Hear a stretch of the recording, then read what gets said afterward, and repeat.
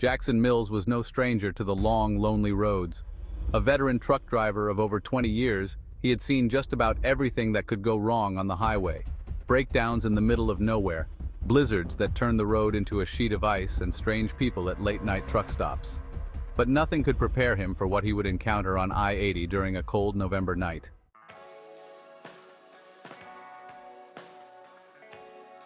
The evening began like any other haul.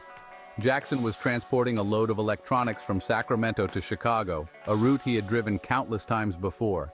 He knew every truck stop, every rest area, and every twist and turn of the highway. The sky was dark with thick clouds blocking out the moon and stars, casting an eerie gloom over the landscape. He left the last truck stop just after midnight, fueled up and ready to power through the night. The highway stretched out before him, illuminated only by the beams of his headlights. The occasional car passed by, but for the most part, he was alone. It was the kind of night that made a man think too much, the quiet pressing in on all sides. The absence of light on the horizon gave the highway an almost endless, abyss-like appearance. As he drove, he turned up the radio to break the silence, settling on a station playing classic rock. The familiar tunes were comforting, a reminder that he wasn't completely alone out here. He kept his eyes on the road, his mind drifting into a steady rhythm that matched the hum of the engine. The darkness around him seemed to stretch on forever, pressing in on the truck like an unseen force.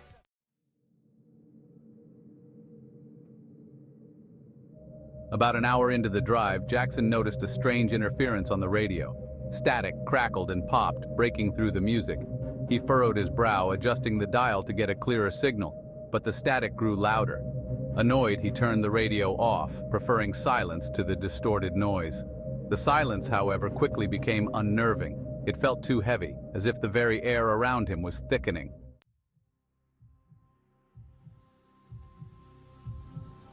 That's when he heard it. A faint thumping noise from the back of the trailer. It was rhythmic, like someone tapping on the walls inside. Jackson glanced in his side mirrors, expecting to see something out of place, but the highway behind him was empty.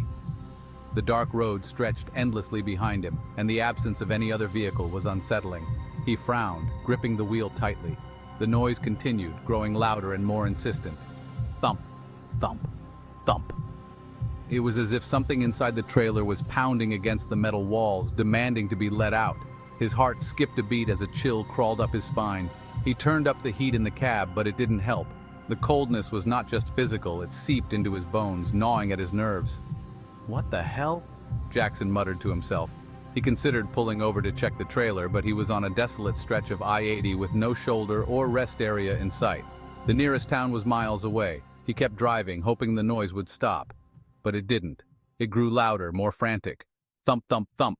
The trailer began to rattle, vibrating against the pounding. Jackson's heart raced, his skin prickling with unease. He glanced in the rearview mirror, half expecting to see something moving inside the darkened cargo area.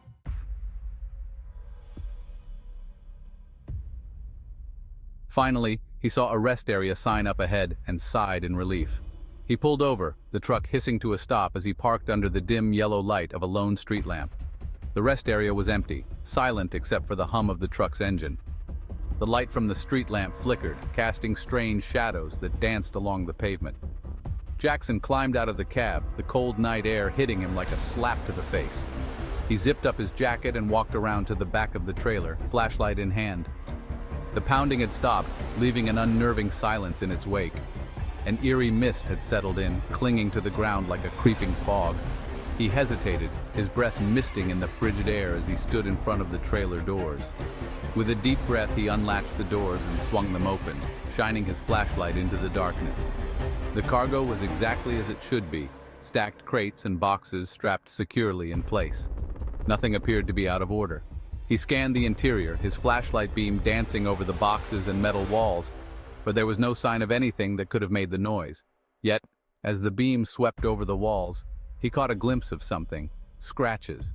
Long, deep gouges marred the metal walls of the trailer, as if something with claws had been trying to claw its way out. Confused and a bit shaken, Jackson closed the doors and secured them. "Must be my imagination," he muttered, though he didn't believe it. He glanced around the empty rest area. the dark trees looming in the distance like silent sentinels. The wind rustled through the branches, sounding almost like whispers.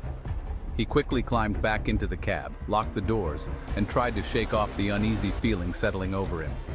He started the engine and pulled back onto the highway, determined to put this strange episode behind him.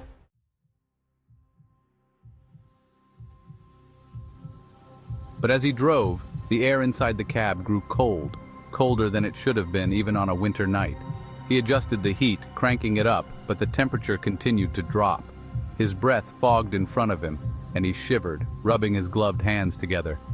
The hairs on the back of his neck stood up, and the darkness outside the cab felt as though it was pressing in, suffocating him.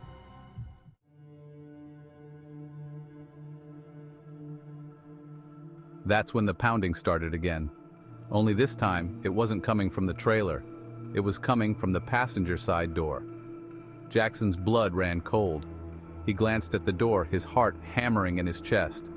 The window was fogged over, and beyond it, he could see nothing but darkness.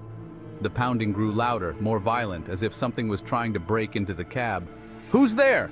he shouted, his voice cracking with fear. His hand instinctively moved toward the glove box, where he kept a small revolver for emergencies. The pounding stopped abruptly, replaced by a scratching sound. Long, slow scratches against the glass like nails dragging across the surface. Jackson's hand shook as he gripped the wheel, his eyes fixed on the window. And then, in the fogged-up glass, a handprint appeared. It was too large, the fingers unnaturally long and splayed, leaving streaks as if something had dragged its hand down the window. Jackson's heart skipped a beat, a cold sweat breaking out across his forehead. His breath quickened, and he found it hard to focus on anything but the growing terror in his gut. Without thinking, he floored the gas pedal, the truck lurching forward as the engine roared. He drove blindly, his mind racing. "It's not real, it's not real," he repeated to himself. But the fear gnawing at his gut told him otherwise. He risked a glance at the passenger seat, half expecting to see something sitting there, but it was empty.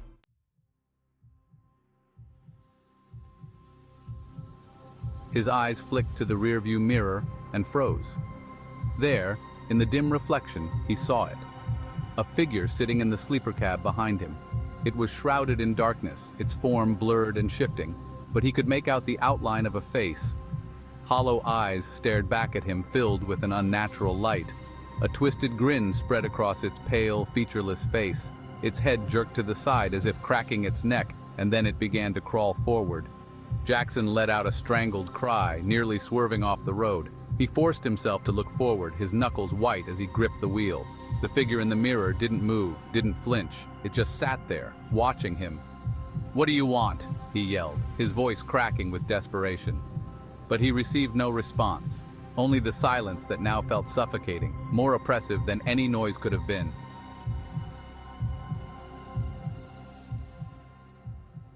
The radio crackled to life, the static filling the cab with a deafening noise, and through the static a voice spoke, garbled and distorted but unmistakable. "Your soul," it rasped, the sound like a cold wind howling through a graveyard. Jackson's breath caught in his throat. The voice was low, guttural, a sound that seemed to reverberate within his very bones. He fought to keep the truck steady, his mind racing for a way out. He needed to pull over, get out, do something to break free of this nightmare.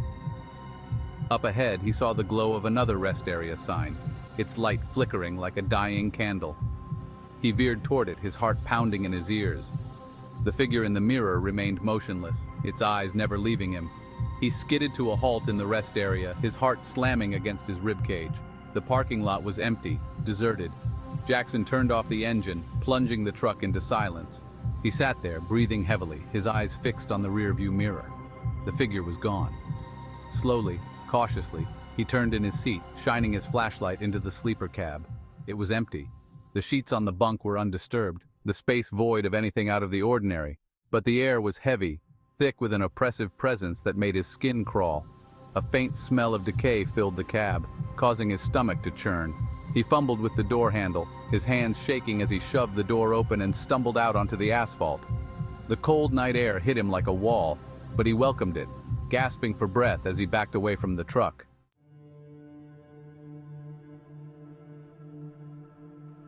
And then, the pounding started again. It came from the trailer this time, a deep, resonant thudding that echoed through the night. Jackson stared in horror as the truck began to vibrate, the pounding growing louder, more violent. The trailer rocked back and forth, metal groaning under the strain. The mist around the truck thickened, swirling and twisting in unnatural patterns, like ghostly figures dancing in the dark. "No. No, no, no," he shouted, backing away further, his mind screaming at him to run, to get away. But he couldn't move. His legs felt rooted to the ground, his eyes locked onto the trailer as it shuddered and creaked. The pounding reached a deafening crescendo, and then all at once it stopped. Silence.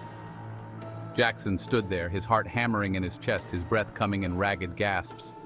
The trailer was still now, the vibrations ceased, but the air around him crackled with an unseen energy, a presence that loomed over him like a dark cloud. His ears began to ring, and a pressure built up inside his skull as if something was trying to force its way into his mind. From the shadows at the edge of the rest area, a figure stepped forward. It was tall, impossibly thin, its limbs twisted and elongated. Its face was obscured by darkness, but its eyes glowed with an unnatural light. It moved with a jerky, unnatural gait, like a puppet on strings. As it approached, the mist around it seemed to ripple, and the temperature plummeted even further. Jackson stumbled back, his mind screaming in terror. The figure reached out, its fingers stretching toward him, long and skeletal. It didn't speak, didn't make a sound, but its intent was clear. It was there for him. "No! Stay away!" Jackson cried, fumbling for his revolver. He raised it, his hands trembling, and fired. The shot echoed through the rest area, a sharp crack that shattered the silence. The figure didn't flinch, didn't stop. It kept advancing, its eyes fixed on him, its presence growing colder, more suffocating. Jackson's vision blurred, his head pounding with a sense of dread so intense that it threatened to swallow him whole.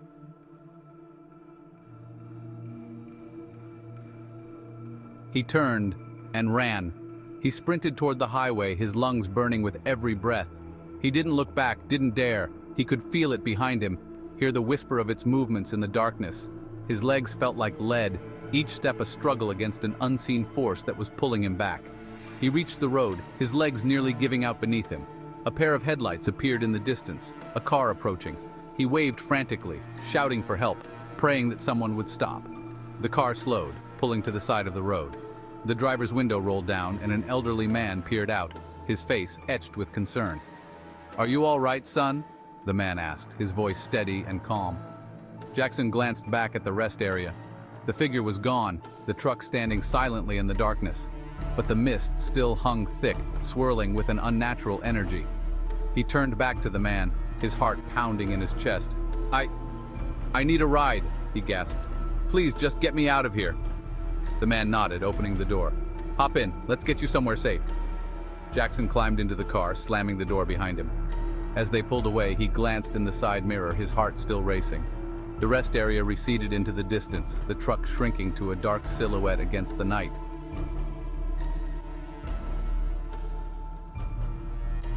But in the mirror, for a brief moment, he saw it.